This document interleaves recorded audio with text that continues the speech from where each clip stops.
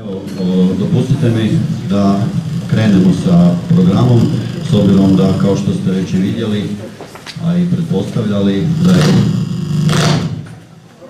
program prilično gust, da tako kažem, i ja ću vas sve zamoliti, sve skupa, uključujući i sebe prvog, da se pridržavamo dakle, predviđenog vremena, kako bismo uspjeli sve što smo zamislili i provesti u djelo. Evo, meni je izuzetno drago što smo ovdje u ovom lijepom ambijentu.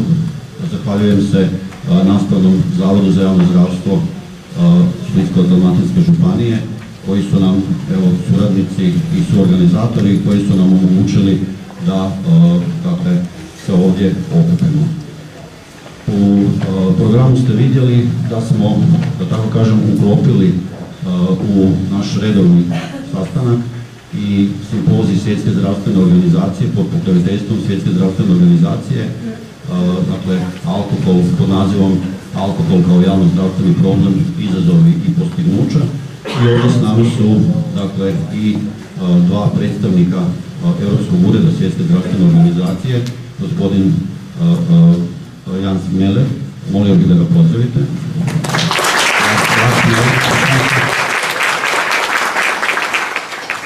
I gospodin Konstantin Višinski.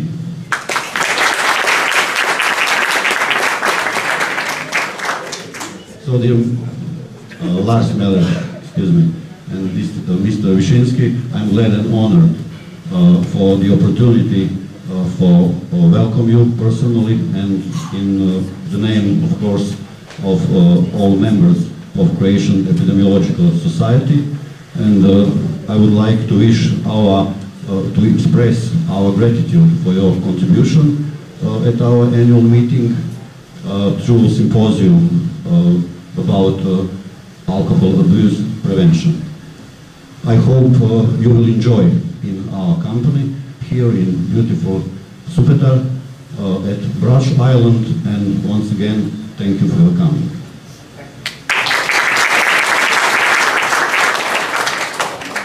Naravno, ja bih sad pozvao našu domaćicu, ne onu koja peče kolače, doktoricu Jasnu Ninčević, ravnateljicu Nastavnog zavoda, da nam se obrati. Hvala. Sve vas lijepo pozdravljam i jesam domaćica koja peče kolače. Ja se toga ne sramim, dapače. Sve vas lijepo pozdravljam i zahvaljujem što ste nam se odazvali u velikom broju. Zahvaljujem se našem predsjedniku Hrvatskog epidemiološkog društva, doktoru Venusu, što je odlučio ovaj veliki događaj da se događa u našoj županiji i na taj način zapravo doprinesi našoj jednoj turističkoj promociji. Posebno bi se zahvalila i doktoru Nađanu Šeriću, koji je ispred zavoda bio suorganizator, tako je poštedio mene tih obveza. Prenosim vam i pozdrave naših vlasnika osnivača, Županije Splitsko-dalmatinske i naših župana osobno, koji se ispričali, nažalost nije mogao danas biti s nama, ali zaželio naravno ugodan boravak i jedno korisno druženje, i moram naglasiti da je on osobno poprilično pomogao u prošlom razdoblju kada je zapravo epidemiologija bila na rubu da se gotovo izmjenom zakona, pa rekla bih, dovede do u pitanju opstojnost naše struke. Nije mu bilo teško otići zajedno s nama i u Viroviticu, razgovarati sa ministrom kad se namjeravalo izmijeniti zakon o zaštiti pučanstva od zaraznih bolesti i ukinuti našu osnovnu djelatnost, a to je nadzor nad osobljem koji radi sa hranom. I ovom prilikom bih posebno zahvalila našoj bivšoj predsjednici našeg društva, profesorici Irin Makan, koja je isto tako, ja bih volila jedan dječak,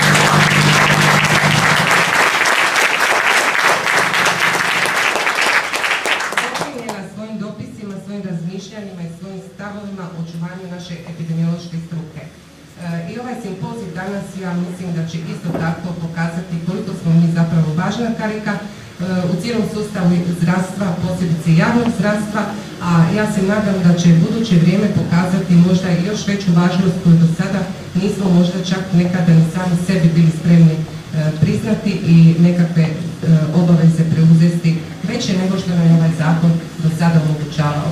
U tom smjeru mi smo već razgovarali, ravnatelji zavoda za administrastva. Ja se nadam da će i sad novi ravnatelj, dr. Capak, zauzeti jednak stav, a to je da prvo trebamo krenuti od izmjene naziva samog našeg temeljnog zakona, to je Zakon o zaštiti pučanstva od zaraznih bolesti, i da će se naziv promijeniti u smislu da se zove Zakon o zaštiti pučanstva od zaraznih i ostalih bolesti.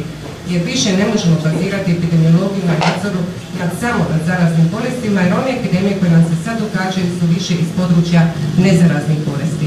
I stoga treba krenuti od tog naziva, trebamo razmišljati u smjeru da više ne možemo dijeliti nas epidemiologiju na one koji se bave zaraznom epidemiologijom i nezaraznom. Mi smo epidemiolozi koji smo dužni i obvezni pratiti sve ono što se događa u narodu, a ne samo zarazne bolesti. Evo, ja se nadam da će ovo naše druženje doprinijeti takvom razmišljanju i da će vam biti ugodno na našem prekrasnom otoku. Hvala vam još jednom svima i želim vam svima uspješan dan. Hvala. Evo, zahvaljujem se Jasni.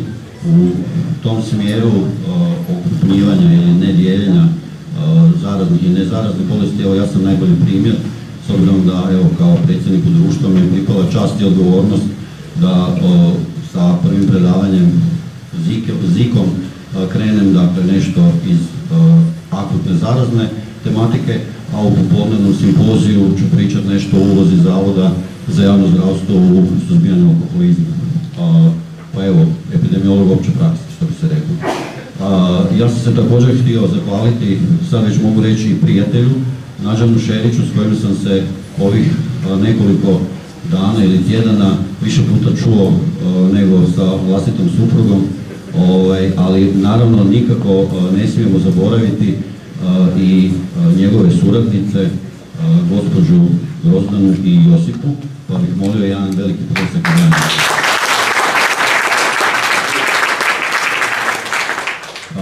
Sad bih zamolio radno predsjedništvo, kao što vidite u sastavu Branko Kolarić, Vanja Slavić-Vrzić i Višnja Smilović da zauzmu pozicije, a prije nego što krenemo još ću zamoliti doktora Šerića da da nekoliko tehničkih uputa.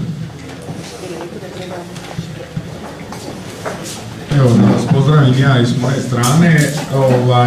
Samo kratko, ja ću se isto zahvaliti prvenstveno moje ravnateljici doktorici Jasni Ninčević, koja je objeručke prihvatila pokroviteljstvo, odnosno organizaciju ovog skupa, znači bez njenog blagoslava ne bismo bili ovdje. Još tražim moju najdražu šeficu, doktoricu Nonković, ne vidim je, evo, tamo njoj posebna zahvala zato što me trpila svo ovo vrijeme, a ako Bog da, trpit će me i dalje.